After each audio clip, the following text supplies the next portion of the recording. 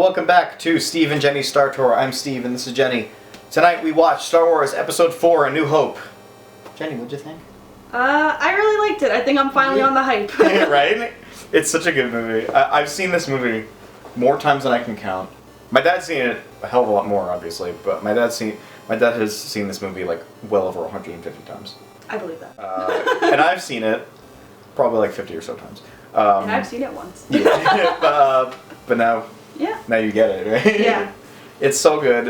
We wrote some notes down during a couple things. Let's hear your notes first, just so we can, because you're the new. Fair warning, I didn't write that many because I was focusing on the movie. Right, which is a good sign. It shows that you're invested. So the first note I have written down is it took way longer to meet Luke than I thought it would. Yeah. I'm watching this and I'm like... There is a reason for that. It's because, according to George Lucas, I don't know about the rest of the movies, but specifically the original trilogy is told from R2 and C-3PO's point of view, which is why we follow them for so long. Okay, I get that. So it's told from their point of view.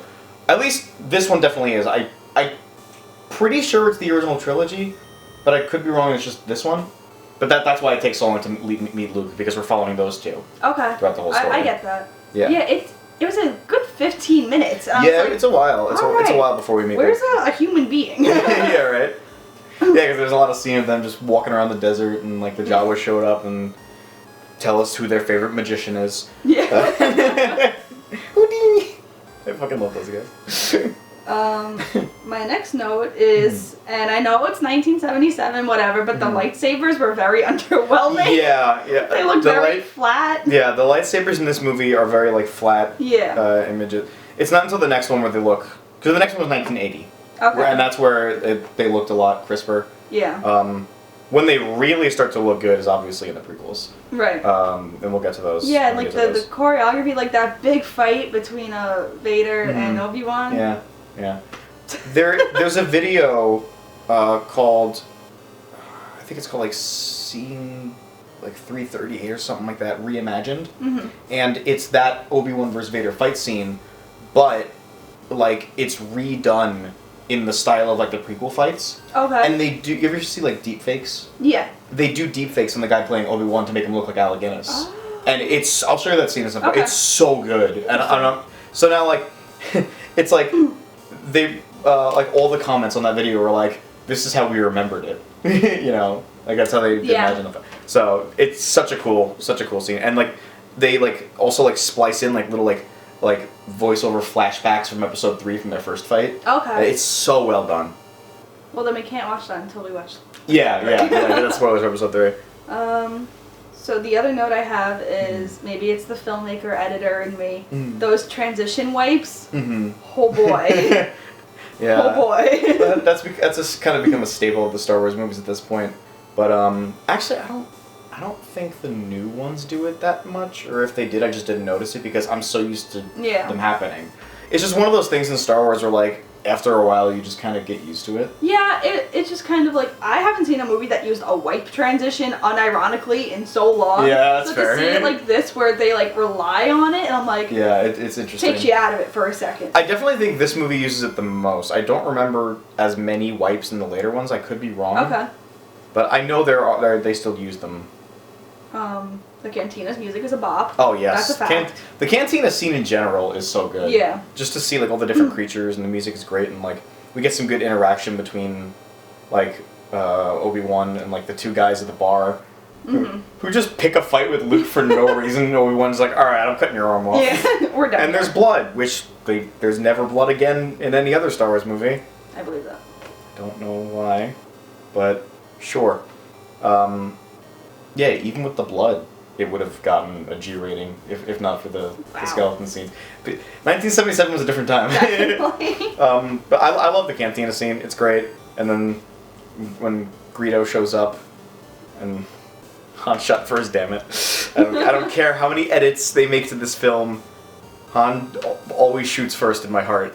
Yes, I need to watch like a comparison and none of that McClunky shit. I need to watch like a comparison video of the originals. Yeah. In the original one, it's yes, we watched these on Disney Plus. Yeah, so we got to experience McClunky. Yeah. Which is so stupid. So in case you don't know what that is, because I know you just kind of said it. Yeah. And there was no subtitles. Apparently, McClunky is like something in like the Hutt language, where it just means like you're done for or some shit like that. An interesting word for translation. Yeah, it's stupid. It's dumb. I think it was used like one other time in episode 1. Okay. But they just threw that in there, and everyone was like, "The fuck did he just say?" I don't remember Greta's ever saying anything after that. What? So my other note is so if you watched our intro video, you know that I've been to Galaxy's Edge and Disney World, even though I've never seen the Star Wars movies, and I rode the Millennium Falcon. I was there before Rise of the Resistance was open.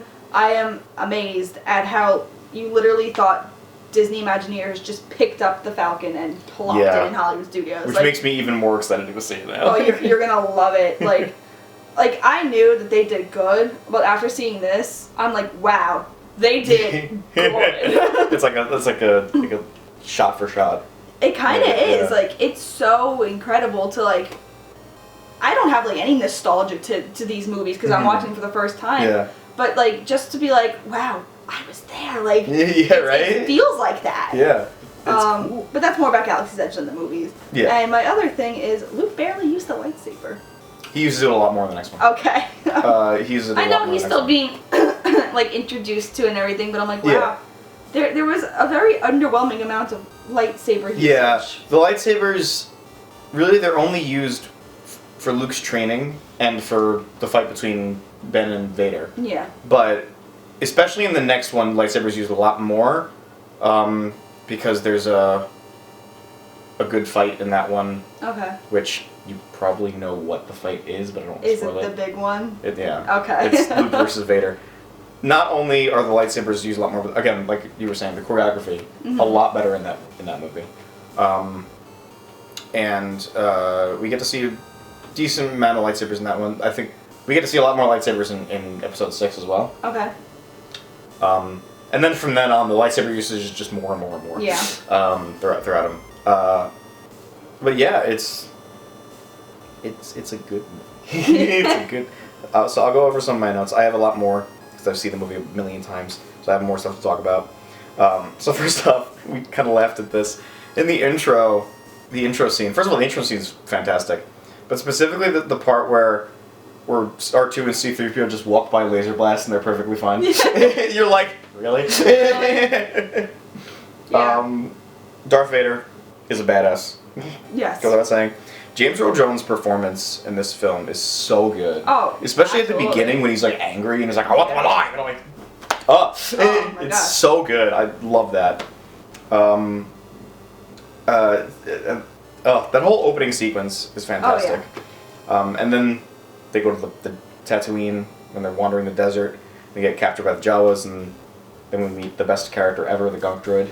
That's the one that looks like a trash can. Yes. Gunk Droids are friends. I love them. Also, I wrote this down because I never noticed this before. One of the Jawas is like significantly taller than the other ones, and I'm like, what? And it just took me by surprise. And then like we have like the iconic scene with Luke looking at the two suns. Yes. Which I think they reference again. They definitely reference it again in the newest one, but I think they do it in the prequels at one point too. I'm trying to remember.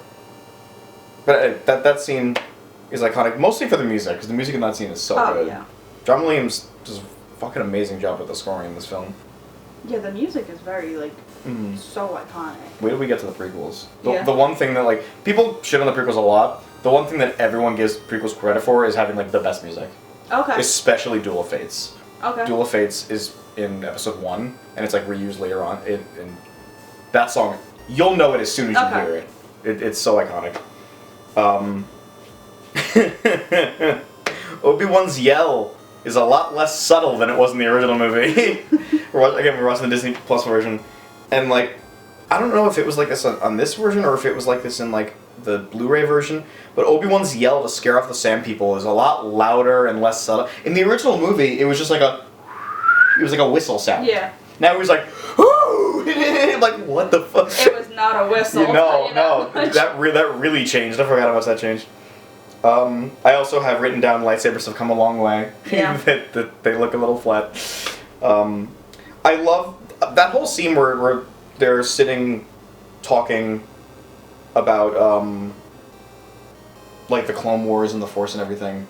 Yes. When Obi-Wan's telling Luke about the Force and everything, they mentioned the Clone Wars and how that was a pivotal point, and how like Obi-Wan's like, yeah, I fought in the Clone Wars, and your dad did too, and he was a great pilot and a good friend, and then he explains how the Force is, and it's a very simple, easy explanation. Like it's a Force that connects everything and surrounds us, and we can use that Force to better our abilities. That's how you explain what the Force is. We'll get to that later, but Okay. yeah, it's a simple explanation. It's great. What is this for? I have one written down. Once again, Vader is a badass. Oh, that was probably when he was force choking the guy. Oh yeah. I find your lack of faith disturbing. That scene's so good. It just shows like. I love that because it shows that like Darth Vader's a powerhouse, and like he's like no, don't fuck with me. Yeah. I can. He's not afraid to use it. Yeah. I have written down stormtroopers are precise. Yeah, right. Yeah.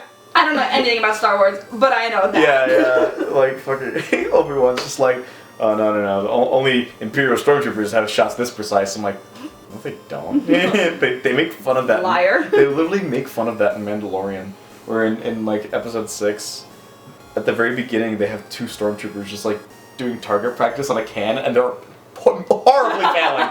It's hysterical. That's so funny. Oh, it's great.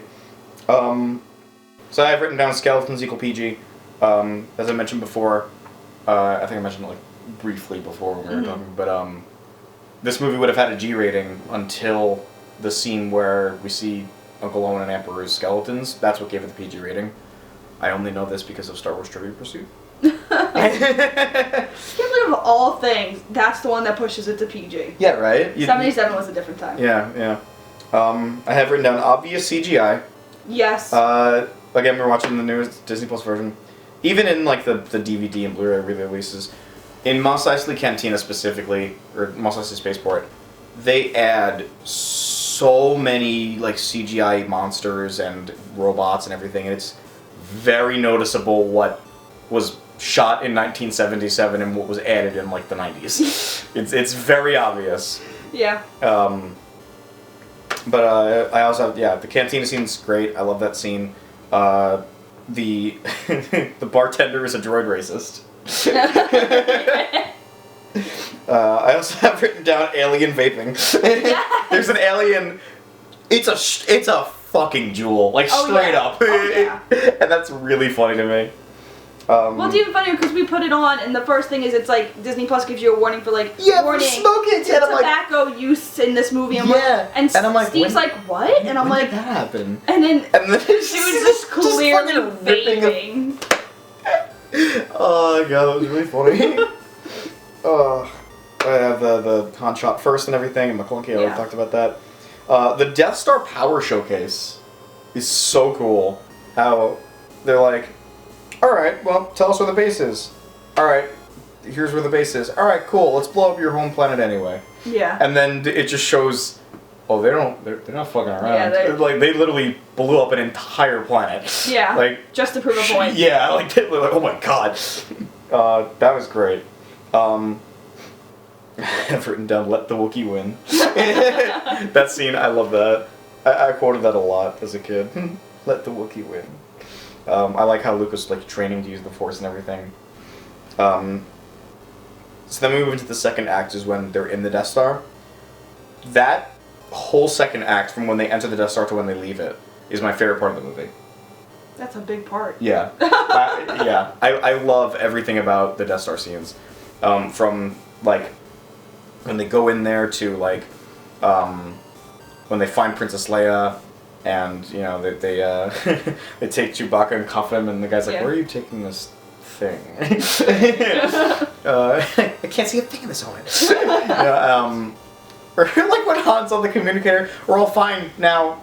How are you?" How are you?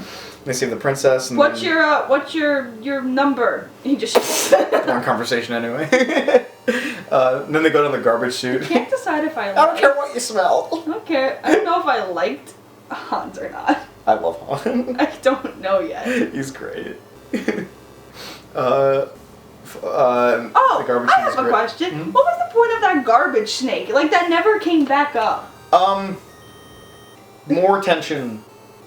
That garbage scene was like 2 minutes. No, it was like 10 minutes too long. Yeah, it was a long scene.